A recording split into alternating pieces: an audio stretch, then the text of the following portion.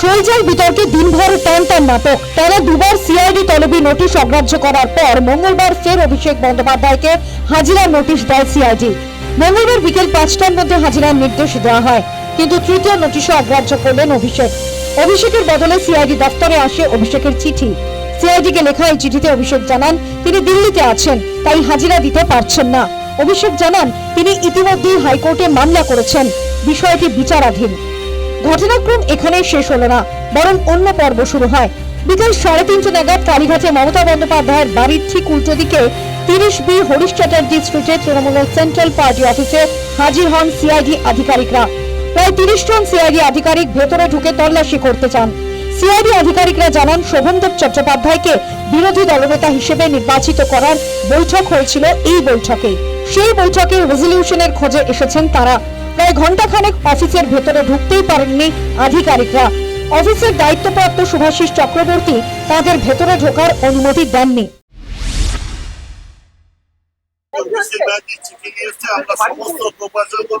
তারা এখন দিল্লিতে আছে, দিল্লি থেকে আসলেই আপনি কি চিঠি নিয়েছে আমরা সমস্ত উপার্জন করবো।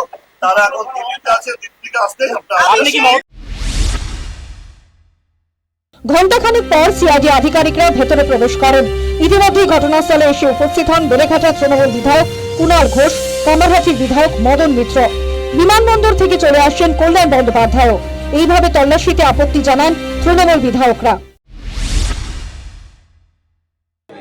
ব্যাপারটা এটা একেবারেই ব্যতিক্রমী ঘটনা।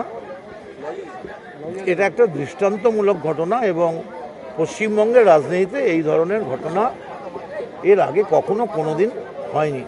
ইট ইজ ভেরি আনফর্চুনেট।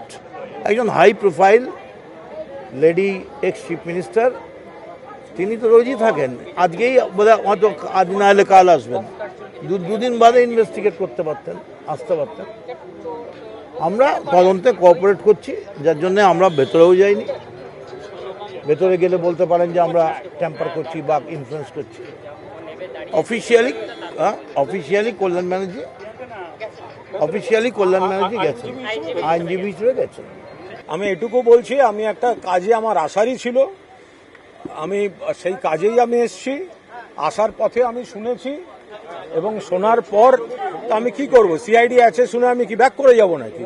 আমি এসেছি, এবার ভেতর থেকে আমাকে যাওয়ার জন্য বলছেন, আবার সিআইডির যারা রয়েছেন তারা এখন ভেতরে যেতে অনুমতি দিচ্ছেন না, এখন সেই জন্য আমি দাঁড়িয়ে আছি। মদন মিত্র এবং কুণাল ঘোষ মমতা বন্দ্যোপাধ্যায়ের দুই বিশ্বস্ত সঙ্গীকে ভেতরে ঢুকতে দেওয়া হয়নি। আইনজীবী হিসেবে ভেতরে ঢোকেন কল্যাণ বন্দ্যোপাধ্যায়। রাজ্যের মুখ্যমন্ত্রীকে অশালীনভাবে আক্রমণও করেন তিনি। वो लोग आए हैं और उन लोग का बॉस शुभेंदु अधिकारी को पुश करने के लिए वो लोग सोच रहे हैं कि शुभेंदु अधिकारी पैसा देता है, वो लोग शुभेंदु अधिकारी का बूट चाटता है। उन लोग का बॉस है शुभेंदु अधिकारी, उसको पुश करने के लिए इधर आया है, और कोई कुछ नहीं है, और कुछ नहीं है। They want to make happy Shubhendu Adhikari, Chief Minister, that is in CID officers have come here. ঘণ্টাখানিক ভেতরে থাকার পর বেরিয়ে যান সিআইডি আধিকারিকরা। কিছুই বাজেয়াপ্ত হয়নি বলে সূত্রের খবর। প্রায় একই সময় কামার স্ট্রিটের অফিস থেকেও বেরিয়ে যান সিআইডি আধিকারিকরা।